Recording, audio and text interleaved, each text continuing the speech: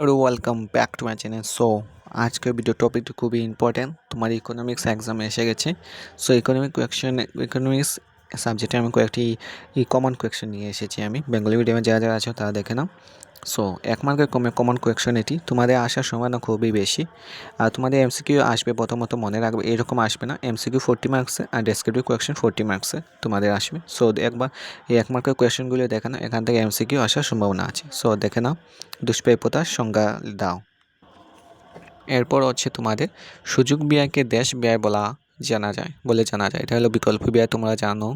আর এবারে বাজেট রেখা কি, এর পরিবর্তনশীল ব্যয়ের সংজ্ঞা দাও। এবার টিসি ইজুয়াল টু দেশ প্লাস টিএফসি, মানে টিবিসি হবে। এবারে এসি রেখাটি কেন ইউ আকৃতি হয়, এইসব আসার সম্ভাবনা খুবই বেশি। নেক্সটে দেখে নাও তোমাদের 2 মার্কের কোয়েশন। এটা ডেসক্রিপটিভে আসা খুবই সম্ভাবনা তোমাদের।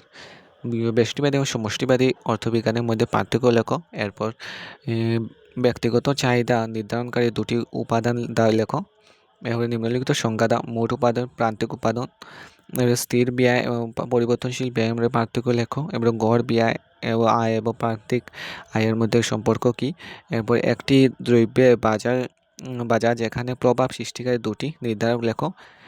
নেক্সট হবে 4 মার্কের কোয়েশন আসার সম্ভাবনা বেশি। 4 মার্কের কোয়েশন তো আসবে তোমাদের।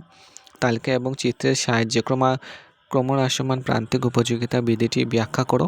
এবার নিম্নের প্রদত্ত তথ্যগুলি দ্বারা এ প্রান্তিক ব্যয় হলো এমসি, বি হলো গড় ব্যয় এসি গণনা করো।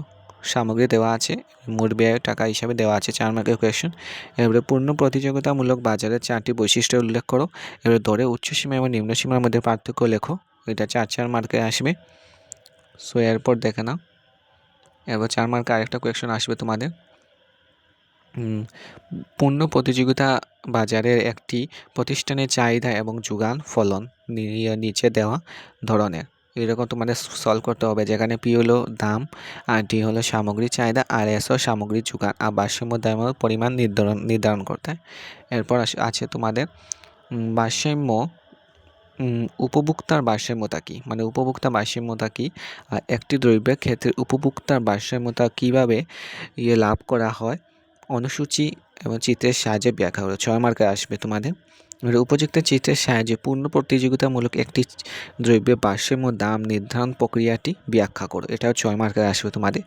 তোমার ইকোনমিক্সের ওই পার্ট এ থেকে তোমাদের সব আমি কমন কোয়েকশন দিয়ে দিয়েছি। এখান থেকে আসা খুবই সম্ভাবনা, 60% আসারও সম্ভাবনা আছে। নেক্সট ভিডিও নিয়ে আসবো তোমাদের পার্ট বি। তোমরা আমার চ্যানেলে অ্যাক্টিভ থাকবে। আজকের জন্য এটুকু নিয়ে আসবো তোমাদের জন্য ভিডিও। বাই।